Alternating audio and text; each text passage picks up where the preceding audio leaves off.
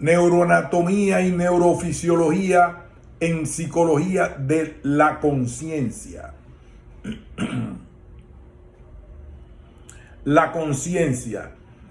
En nuestra disciplina ya hemos tomado el concepto de conciencia como aquel estado que permite darnos cuenta de nosotros mismos y del medio que nos rodea. Es un verdadero darnos cuenta. Presenta dos componentes en permanente interacción: el contenido que se haya representado por las funciones cerebrales superiores, la reactividad que equivale al reaccionar ante estímulos. La neuroanatomía del contenido es subcortical y la neuroanatomía de la reactividad es mesencefalopontina. El contenido es aquella información que tenemos depositada en nuestras redes neurales, como así también la que se tramita en el momento presente y la que usamos para proyectarnos en nuestros planes futuros. La reactividad es la capacidad que permite su encendido para poder manipular la información representada en el contenido. Durante el día estamos despiertos, es decir, en estado vigil. No obstante, con oscilaciones fisiológicas que nos colocan en distintos estados de atención. Cuando dejamos de estar despiertos, pasamos a otro estado, también fisiológico, el sueño. Por tanto, en la vida diaria nuestro estado de conciencia oscila entre el estado de vigilia y su contracara, el estado de sueño. Por tanto, en la vida diaria nuestro estado de conciencia oscila entre el estado de vigilia y su contracara, el estado de sueño. Entre ambos hay variaciones del nivel de atención, la cual no se mantiene uniforme. Claramente, podemos experimentar en muchos momentos de nuestra vida cómo la vigilia fluctúa, pasando de momentos en que estamos muy atentos y alertas a otros en los que apenas nos damos cuenta de lo que sucede a nuestro alrededor. A veces estamos más activos, atentos, y a veces no tan atentos. La atención en clase es siempre la misma. ¿No desciende acaso la atención mientras leemos o estudiamos? El estado de vigilia o alerta se encuentra en la base de todo procesamiento de la información que realiza el encéfalo, siendo importante tanto para realizar una evaluación neuropsicológica como para hacer una valoración de las funciones mentales de un sujeto. Sin embargo, estar en estado de vigilia o alerta siempre implica estar consciente, e inversamente, en ausencia de vigilia o alerta, tal como ocurre en la actividad onírica, el sueño estará consciente de su procesamiento mental interno. Entonces, la sensopercepción requiere de la corteza cerebral para una adecuada percepción que permita la realización de actos, pero previamente es necesario el estado de alerta o vigilia. Y el sueño, como es de suponer, en la neurofisiología del encéfalo no equivale a pasividad. Durante el sueño hay una constante actividad encefálica. Nótese que no decimos actividad cerebral. Interesa recordar que el encéfalo está integrado por el cerebro y el tronco cerebral, integración que permite conformar una unidad funcional. Durante el sueño, esa unidad también se expresa con una conducta. Se producen cambios bioeléctricos, autonómicos y del comportamiento. Se producen cambios bioeléctricos, autonómicos y del comportamiento.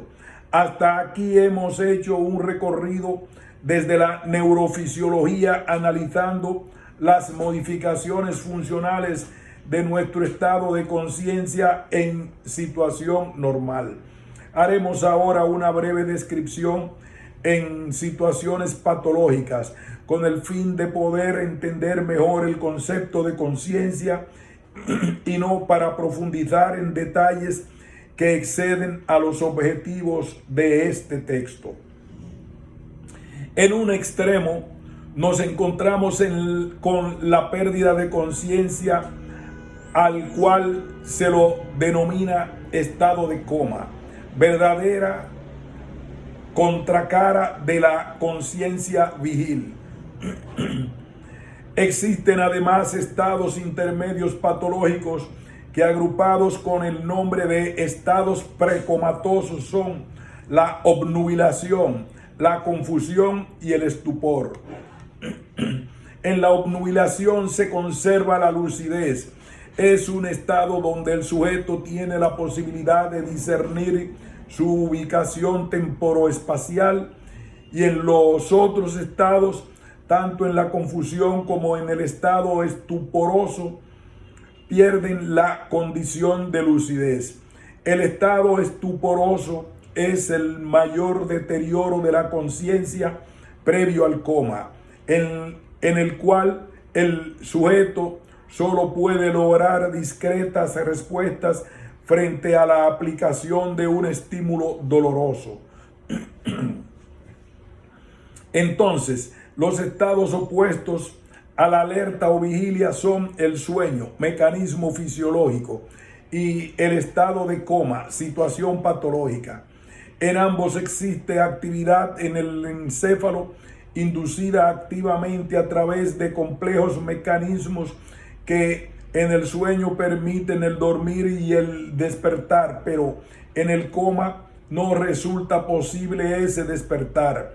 Haciendo un paralelismo entre el sueño y el coma, ambos comparten aspectos neuroanatómicos y neurofisiológicos, uno fisiológico y el otro patológico. ¿Es definitivo el estado de coma? No, es un estado temporario. Luego de un tiempo presenta varias posibilidades evolutivas: recuperación, con retorno a la normalidad o portando diferentes secuelas, desde las más leves pasando por las moderadas hasta las más graves secuelas del estado de conciencia, como el caso del estado vegetativo.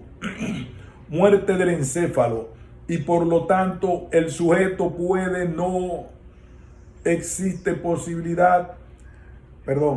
muerte del encéfalo y por lo tanto del sujeto, porque no existe posibilidad de vida sin un encéfalo que funcione, que cumpla su rol de relacionarnos con el medio, sistema nervioso somático, y mantener nuestro funcionamiento interno visceral, sistema nervioso autónomo. La muerte del encéfalo es el fin de la vida. Es un no retorno, es la muerte misma del sujeto. Si bien a través de la moderna tecnología y con los avances farmacológicos, la medicina puede prolongar la sobrevida de los órganos del sujeto, cuando éste ya ha fallecido, solo podrá mantener esa vitalidad por espacio de algunas horas. Luego, es imposible reemplazar el encéfalo. El desconcierto y la confusión que a veces se difunde por medios de comunicación suelen hacer referencias a parciales mejorías evolutivas de pacientes con severas secuelas del estado de conciencia. Es el caso del sujeto en estado vegetativo, estado en el que, teniendo una pérdida de contenido de conciencia, conserva su realidad. Es aquella persona que despierta, se duerme, tiene movimientos sin propósito, conserva sus funciones viscerales, pero no se conecta con el medio ambiente. No hay función de la vida de relación, solo conserva funciones de vida automática o vegetativa. Está vivo y puede permanecer por años en este grave estado secuelar. Otro estado en el que existe un deterioro severísimo del contenido de la conciencia se denomina estado de conciencia mínimo. Otra confusa apreciación la constituye el relato de aquellos sujetos que manifiestan una experiencia cercana a la muerte. La literatura y el cine han narrado o mostrado imágenes de sujetos próximos a la muerte que, sin llegar a alcanzarla, vuelven a la vida, aunque en realidad no pueden regresar desde donde nunca se fueron. No estuvieron muertos, no llegaron al punto de no retorno. El concepto de experiencia cercana a la muerte comenzó a utilizarse en el año 1975 en el libro Life After Life del Dr. Moody. Es una vivencia que muchos sujetos han relatado y donde asocian una sensación de calma y serenidad en presencia de una profunda iluminación dentro de un espacio similar a un túnel y donde en algunos casos se encuentran con seres queridos. ¿Qué aporta la psiconeurobiología al conocimiento de este estado tan particular? El sujeto no está despierto, tampoco en el sueño. Queda atrapado en un estado intermedio de conciencia, atravesando un túnel, observando imágenes y con sensación de flotar. Se ha postulado que en severas disminuciones del flujo sanguíneo encefálico, el sujeto puede quedar suspendido en un estado entre la vigilia y la etapa del sueño. Experiencia muy similar a la de los sueños lúcidos, en los que el sujeto sabe que está soñando, pero se le dificulta la separación entre sueño y realidad. En esos momentos, la corteza prefrontal dorsolateral presenta una marcada disminución del flujo sanguíneo y al decaer notoriamente su actividad no resulta posible mantener la función de control ejecutivo sobre el resto del encéfalo. Así aparecen las representaciones extrañas con hechos insólitos que suelen sorprender. En tanto, el descenso de la irrigación de la retina desde la periferia hacia el centro produce en el sujeto la sensación de una luz al final de un túnel, ya que conserva solo la visión central. Y como al mismo tiempo se desactiva la corteza temporoparietal, normalmente encargada de ubicar nuestro cuerpo en el espacio, comienza a sentirse una extraña sensación de liviandad, levitación y hasta de salirse de su propio cuerpo, comparable a la clásica sensación de volar. Bases neurales de la atención. La atención es la puerta de entrada al procesamiento de la información. Sin ella o con alteraciones atencionales sería imposible considerar al resto de las funciones psicológicas complejas. La atención es la puerta de la entrada al procesamiento de la información. Sin ella o con alteraciones atencionales sería imposible considerar al resto de las funciones psicológicas complejas. Prestar atención constituye el proceso esencial y previo a toda percepción o acción. Antecede a la sensopercepción con intención. Para valorar la decisión de la sensopercepción resulta necesaria la consideración de la memoria y la emoción. No obstante, previamente debe intervenir la atención. Para su análisis debe tenerse en cuenta que existe un sistema atencional en el cerebro que está separado de otros sistemas de procesamiento de la información. Que dicho sistema tiene redes anatómicas que no funcionan aisladamente, sino que se integran en el funcionamiento del encéfalo como un todo y que cada área involucrada tiene diferente función. Siguiendo la descripción del sistema multicomponente de la atención, Posner estableció 3 redes neuroanatómicas y neurofisiológicas. 1. La red de alerta, entendiendo a la alerta como un proceso de despertar que posibilita responder a estímulos del mundo exterior y fluctúa con oscilaciones rápidas y lentas. Su sustrato neurobiológico es la formación reticular y la noradrenalina, su neurotransmisor principal. 2. La red de orientación permite procesar sucesivamente la salida de la atención de un foco, la eliminación de los distractores y el cambio de atención, controlados respectivamente por el lóbulo parietal posterior, el pulvinar talámico y el colículo superior. Es una red proyectada sobre la región posterior del encéfalo. 3. La red ejecutiva es el componente efector que termina por ejecutar la atención. Representa la parte activa del prestar atención. La relación con la corteza singular anterior y su principal neurotransmisor es la dopamina. La atención es una función de ambos hemisferios cerebrales. No obstante, cada uno participa con características propias.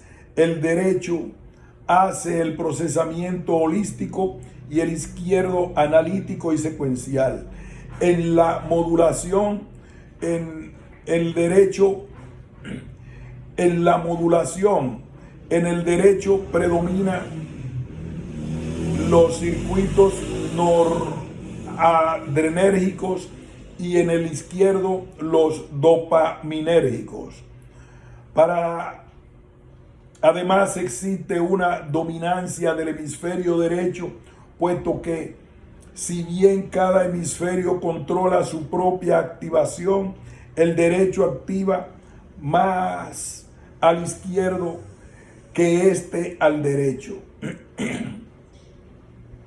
Entre las afecciones de la atención merece destacarse aquellos trastornos evolutivos del desarrollo como los trastornos de atención con hiperactividad y los adquiridos como los trastornos de heminegligencia.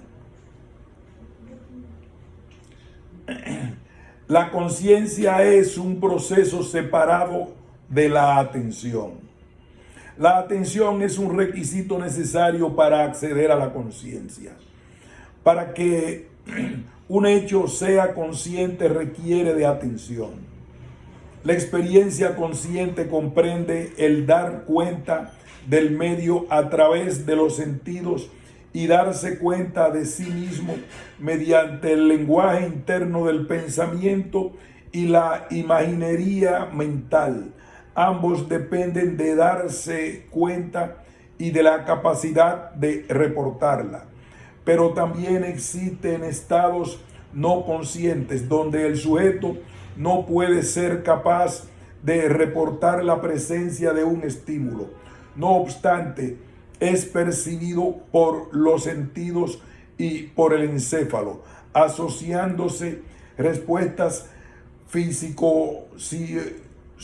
físico-sociológicas y conductuales. Pero también existen estados no conscientes donde el sujeto no puede ser capaz de reportar la presencia de un estímulo. No obstante, es percibido por los sentidos y por el encéfalo, asociándose a respuestas psicofisiológicas o conductuales. No evidencian que el estímulo no consciente fue procesado. En estos casos, el estímulo puede ser poco intenso y no pasar más allá del umbral sensorial para seguir su procesamiento o tener escasa duración en el tiempo que impiden su llegada al procesamiento consciente, quedando en sectores encefálicos no conscientes debido a la falta de amplificación atencional. Entonces, si se los atiende, pueden ser accesibles, pero en el caso de distracción o inatención no puede accederse.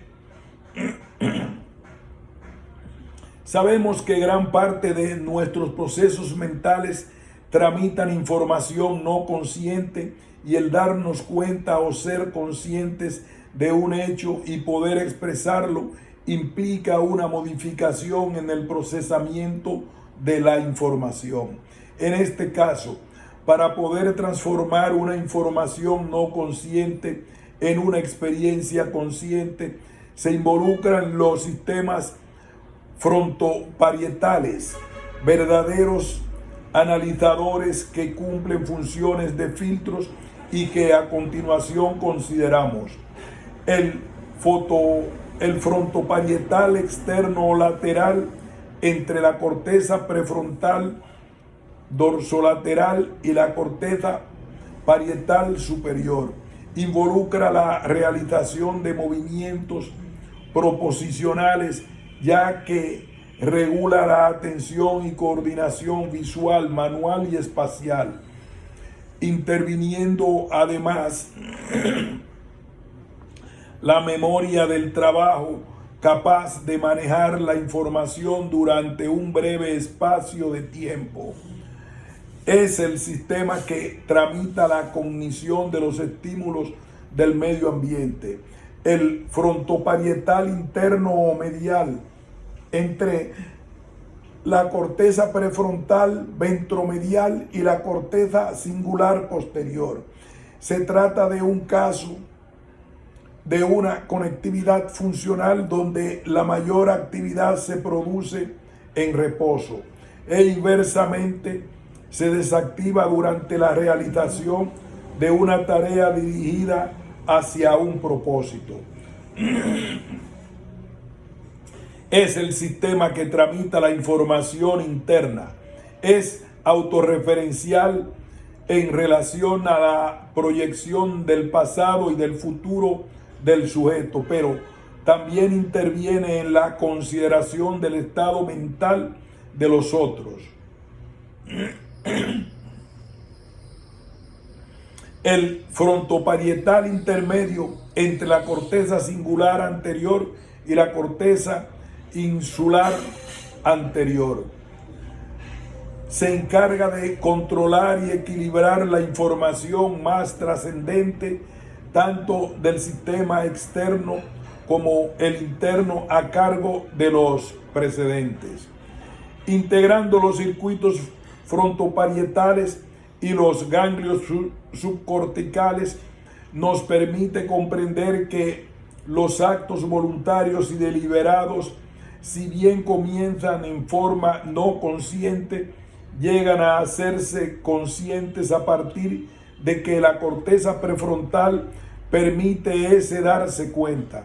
Mientras tanto, las proyecciones hacia la corteza parietal medial posterior y corteza prefrontal medial y singular anterior determinan el encendido, la modulación de las respuestas conductuales y el apagado de la conciencia. Si vinculamos la base neuronal, si vinculamos las bases neuronales de la atención con las del pensamiento sensoriomotor, podemos observar cómo los estímulos externos del medio ambiente son recogidos en la sensopercepción, pero requieren de una atención para hacerse conscientes. De igual modo, el inicio de una acción voluntaria requiere de una experiencia subjetiva que sea capaz de considerar la provocación de una respuesta en el medio. Para ello, si bien interviene la corteza prefrontal, esta debe recoger referencias de la corteza parietal que permitan corregir y monitorear la acción, y también aferencias subcorticales talámicas que aseguren un adecuado nivel atencional. Bases neuronales del sueño. Si bien el sueño es una función del cerebro, su estudio merece abordarse en forma interdisciplinaria. Participa la neurofisiología, la psicología y la antropología entre todas las disciplinas. La antropología ha podido determinar la diversidad de interpretaciones que se han ofrecido a los sueños a lo largo de la historia y a través de muchas culturas, especialmente las no occidentales. Durante el sueño, el cerebro no está durmiendo. Por el contrario, presenta una actividad cualitativamente distinta a la de la vigilia. Los estados de conciencia del individuo en la vigilia y en el sueño son diferentes, y cada día se conoce mejor su neurofisiología y neuroquímica. El sueño tiene una estructura o arquitectura definida que oscila entre etapas no-mor y mor, movimientos oculares rápidos. Esta última está estrechamente relacionada con los sueños. A pesar de las posturas reduccionistas cognitivas o neurofisiológicas, el estudio de los estados de conciencia cerebrales han sido y deberían seguir siendo una labor interdisciplinaria. La ciencia se ha acercado a su contenido con metodologías innovadoras como el análisis formal, el cual se basa en un estadio estadístico de ciertas características sensoriales, motores, orientación, memoria, argumento, emociones que presentan los sueños de muchos sujetos y que han sido recogidos en situaciones de estudio. En psiconeurobiología resulta fundamental abordar tres aspectos esenciales que permiten comprender y analizar la actividad encefálica en este momento tan importante de nuestra vida. ¿Para qué dormimos? ¿Cómo hacemos para dormir? ¿Qué sucede cuando estamos durmiendo? Preguntas que podríamos responder si conocemos las funciones del sueño, los mecanismos encefálicos que lo regulan y las etapas que transita el sujeto mientras duerme. Muchas veces, en situaciones especiales de nuestra vida, nos hemos preguntado, ¿sueño o realidad? La edificación en esa realidad que nuestro cerebro construye se inicia en el proceso perceptivo a través de un sentido o de varios asociados y culmina con los recortes y agregados que el mismo cerebro va realizando acorde a las funciones que le permita su estructura. Y así transcurre la vida. ¿Qué es la vida? Un frenesí. ¿Qué es la vida? Una ilusión, una sombra, una ficción. Y el mayor bien es pequeño, que toda la vida es sueño. Y los sueños, sueños son. Calderón de la Barca, siglo XVII. Como fue expresado, el sueño tiene dos etapas según existan o no movimientos oculares rápidos que se denominan MOR y no MOR, o REM y no REM, según su abreviatura en inglés, Rapid Eye Movement. Cada etapa presenta características tan diferentes que permiten analizar la neurofisiología del encéfalo en tres estados diferentes a lo largo del día: el de la vigilia, el del sueño y el del sueño no REM. ¿Qué sucede cuando no estamos durmiendo? ¿Qué ocurre en los momentos que permanecemos despiertos con los ojos cerrados y representándonos imágenes? Momentos en que no estamos soñando, estamos imaginando. Existe una similitud neurofisiológica que responde a nuestra neuroanatomía entre el procesamiento onírico y la imaginación. Existe una similitud neurofisiológica que responde a nuestra neuroanatomía entre el procesamiento onírico y la imaginación. Similitud que se comparte también con la percepción de las imágenes del medio. En los tres procesos utilizamos las mismas bases neuronales. Las tres actividades tienen en común al procesamiento visual, principal sentido del encéfalo humano.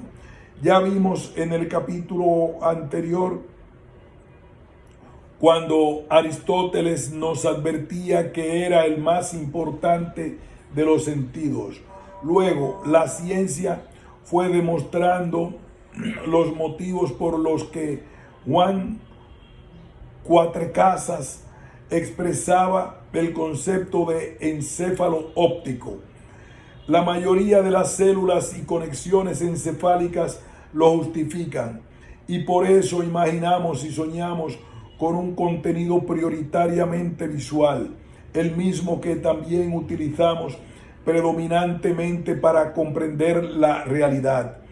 Esa similitud neurofisiológica responde a nuestra neuroanatomía, donde se apoya el procesamiento onírico, la imaginación y la percepción. A continuación analizaremos brevemente los tres aspectos esenciales del sueño. Funciones del sueño. Mucho se ha escrito en relación a la importancia del sueño para nuestra vida. Incluso nosotros mismos sabemos por propia experiencia que mucho se ha escrito en relación a la importancia del sueño para nuestra vida. Incluso nosotros mismos sabemos por propia experiencia lo que nos sucede cuando, por el motivo que sea, nos privamos de horas tan importantes para nuestra neurofisiología. En forma general, las funciones del sueño son disminuir el metabolismo para la reparación y el descanso del cerebro, desarrollar el crecimiento del cerebro y consolidar el aprendizaje. La disminución del metabolismo del cerebro durante el sueño se produce durante el sueño no REM y en forma regional, de modo que las regiones que fueron más activas durante el día necesitan descansar más durante el sueño. Hecho que puede comprobarse a través del registro de actividad bioeléctrica cerebral, registro electroencefalográfico. Si bien a través de este registro puede evidenciarse la presencia de ritmos lentos de descanso durante el sueño, estos serán más lentos en las regiones cerebrales que estuvieron más activas durante la vigilia.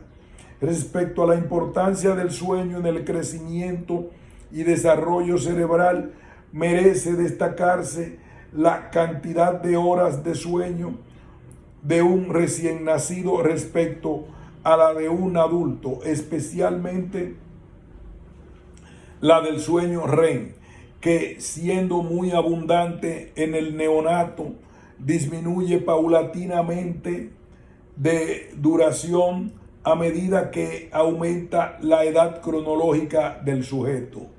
En relación al aprendizaje, interesa destacar la relación existente entre el sueño y la memoria. Hace muchos años ya se demostraba que los estudiantes aprendían mejor si entre el aprendizaje y el recuerdo pasaban horas de sueño.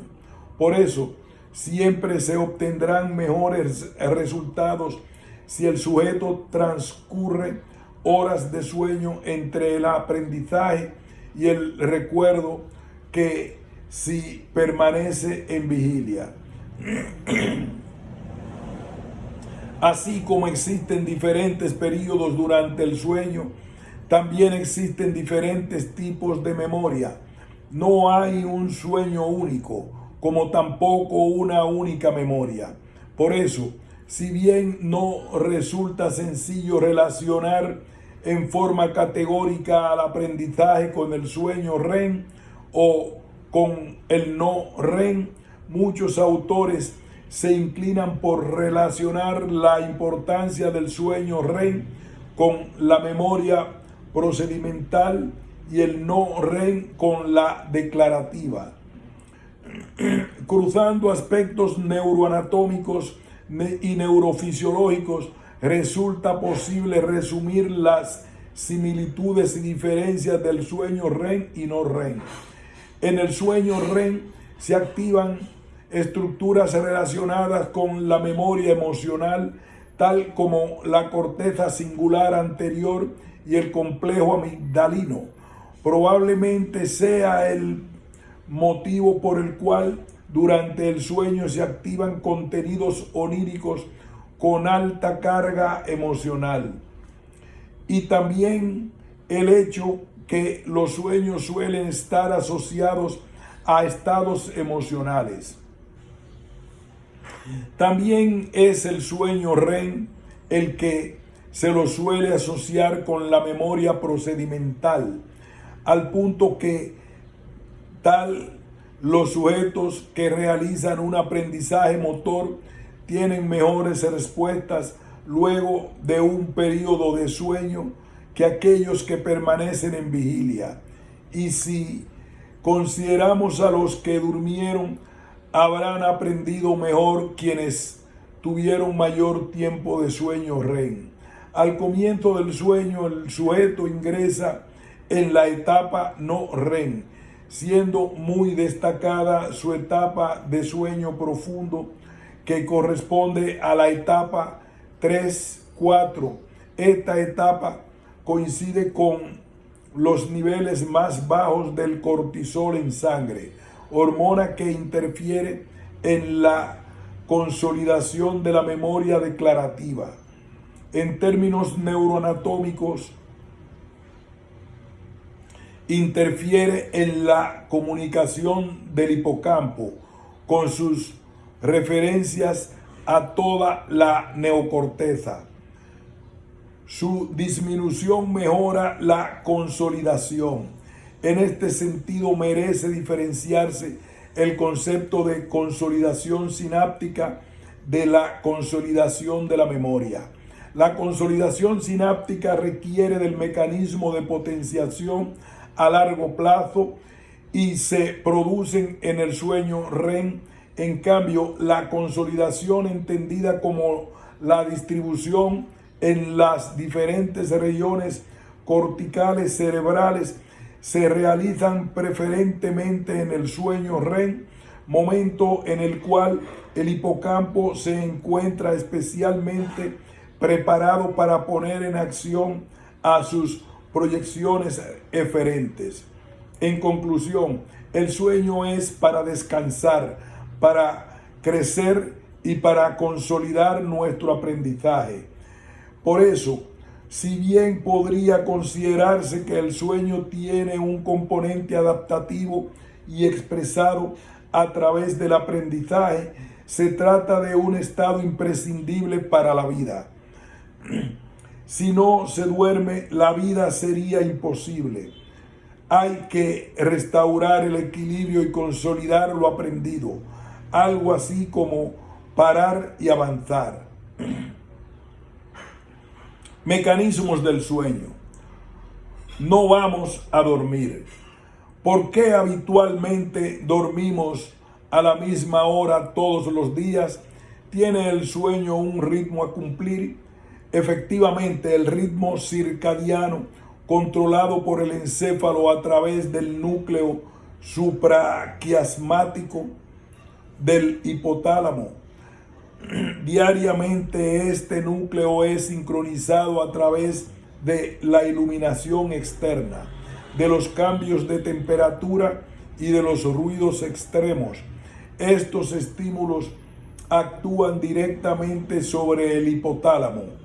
Por ejemplo, la exposición de un sujeto después de medianoche a una fuente de luz logra atrasar el sueño, pero si se lo expone antes del amanecer, el sueño se adelantará. Por ese mismo motivo, la luz artificial retrasa el sueño y la oscuridad lo prolonga. ¿Cómo actúa este núcleo denominado reloj biológico? Las células del supraquiasmático reciben aferencias visuales desde las células ganglionales de la retina a través de la vía retino-hipotalámica directa. En tanto, desde el cuerpo geniculado lateral del tálamo por medio de la vía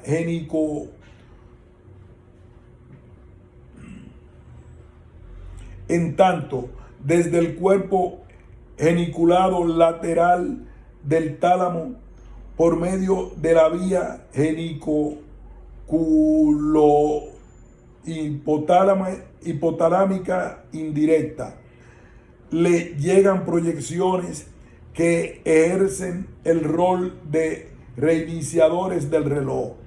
Esta reiniciación se debe a la intervención de las vías ópticas reflejadas. Controlan la entrada de luz a través de la contracción y dilatación pupilar, que forman parte de la vía indirecta.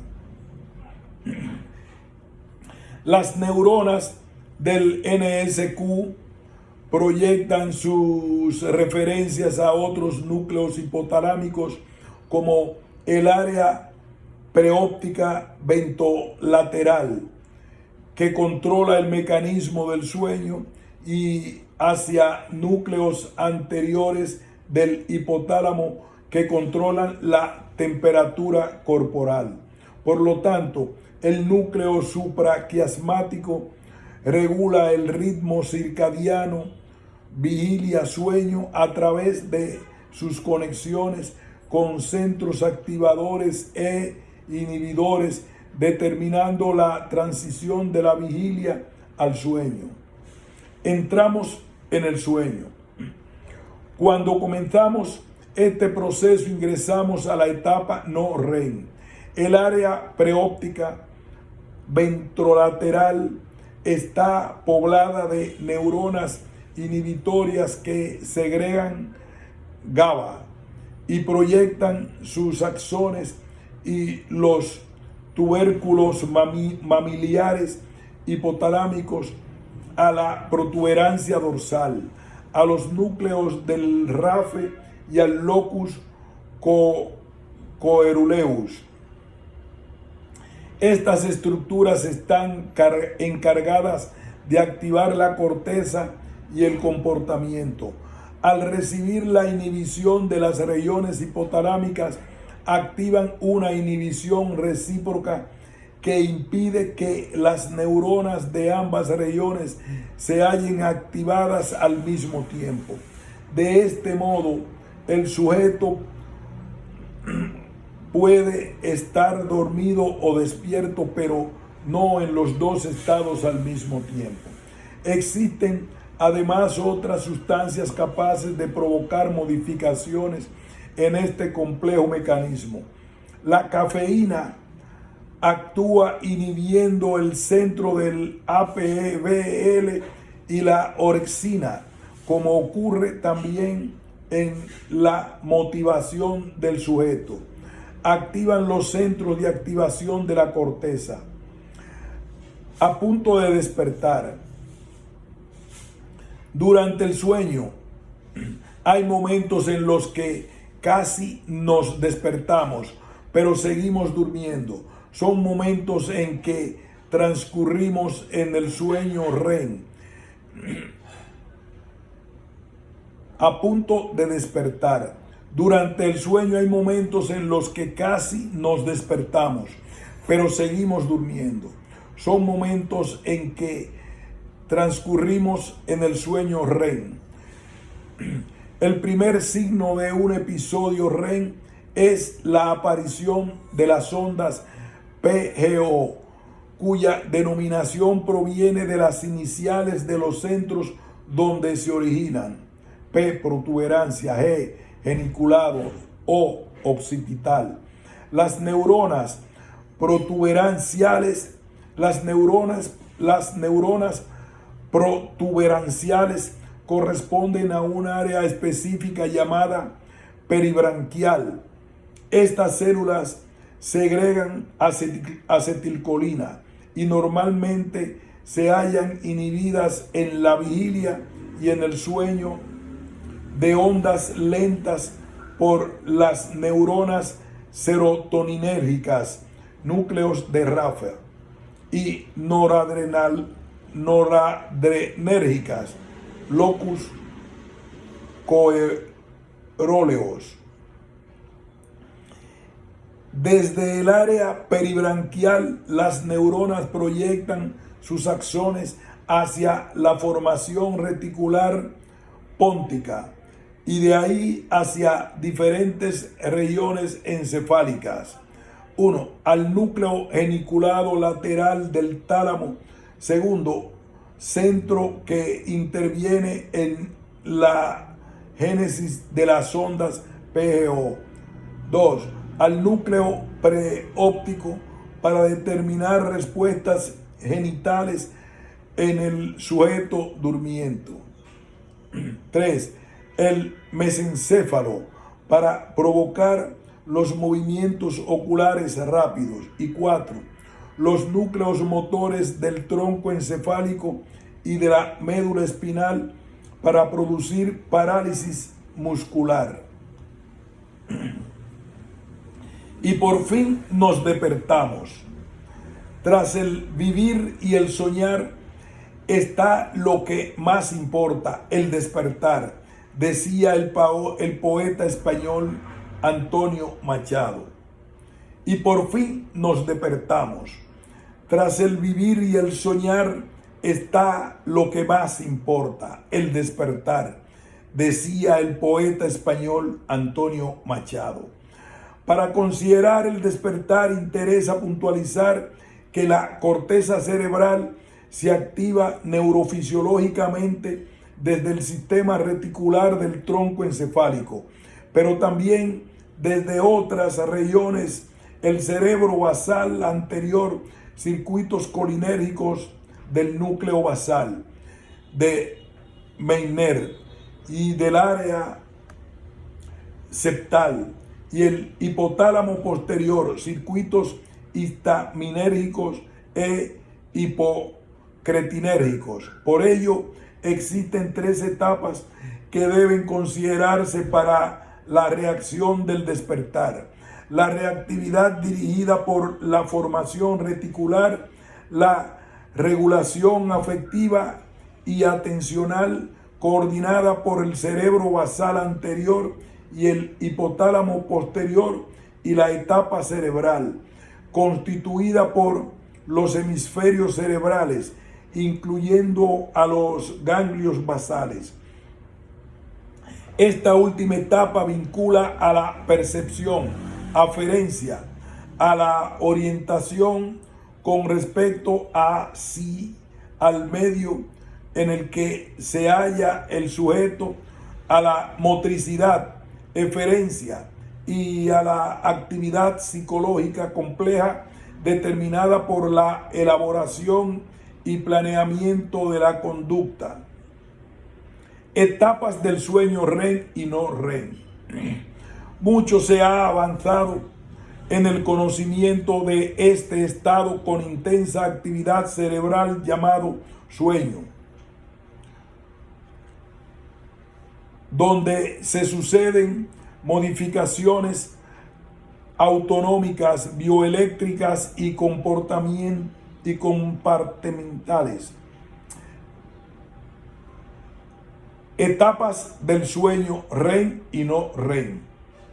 Mucho se ha avanzado en el conocimiento de este estado con intensa actividad cerebral llamado sueño, donde se suceden modificaciones autonómicas, bioeléctricas y comportamentales. Dicha actividad puede diferenciarse en 2 etapas: el sueño REM y el REM. Y como fuera expresado, si agregamos la actividad del cerebro durante la vigilia, y es posible establecer 3 etapas diferentes de actividad cerebral en condiciones fisiológicas y que pueden reflejarse en una neuroanatomía y en una neurofisiología diferente. Para reconocer las etapas del sueño en un sujeto durmiendo, se utilizan métodos de registro de las ondas cerebrales, electroencefalograma, conjuntamente con la valoración de los músculos, electromiograma, del movimiento ocular, electroculograma, y de las funciones autonómicas. El conjunto de estas mediciones se denomina polisomnograma. En el electroencefalograma, la actividad bioeléctrica cerebral se grafica con oscilaciones sinusoidales denominadas ondas cerebrales, sobre las que se puede medir la amplitud y la frecuencia de oscilación. Precisamente la frecuencia medida en ciclos por segundos, Hertz, establece la denominación de las ondas. Las rápidas son las ondas alfa, entre 8 y 13 ciclos por segundo, y las ondas beta, superior a 13. Las lentas son las ondas teta, entre 4 y 7 Hz, y las delta, menores de 4 Hz. En un registro electroencefalográfico fisiológico de un adulto en el estado de vigilia, se advierten ondas alfa en regiones occipitales y beta en áreas frontales. En el sueño se produce una paulatina lentificación de las ondas, quedando conformado por ondas lentas, teta y delta. No obstante, en un momento del sueño sucede un hecho paradójico. Se observan ondas rápidas muy similares al estado de vigilia. Por lo tanto, a lo largo del sueño se alternan ondas lentas y rápidas. A continuación, se considerarán los aspectos básicos de las etapas no REM y REM. Etapa no REM. El sueño no REM representa 4 fases, las cuales se diferencian claramente en el registro que se le realiza al durmiente. Cada fase tiene una característica gráfica diferente, detalles que exceden al objetivo de este libro. No obstante, merece destacarse que a medida que avanza el sueño desde la fase 1 a la 4, se produce progresivamente un entendimiento del ritmo, es decir, una lentificación de las ondas cerebrales, llegando a ser más lentas en la fase 4. Entre las principales características de cada fase podemos mencionar fase 1. Es el sueño liviano, donde resulta muy fácil despertar al sujeto, quien es capaz de percibir la mayoría de los estímulos externos, incluso puede dar alguna respuesta. Es la fase en la que disminuye el tono muscular y comienzan a enlentecerse las ondas cerebrales. No es una fase reparadora. Fase 2. En esta fase el tálamo impide la entrada de estímulos, por lo tanto permite la desconexión del exterior y disminuye más aún el tono muscular.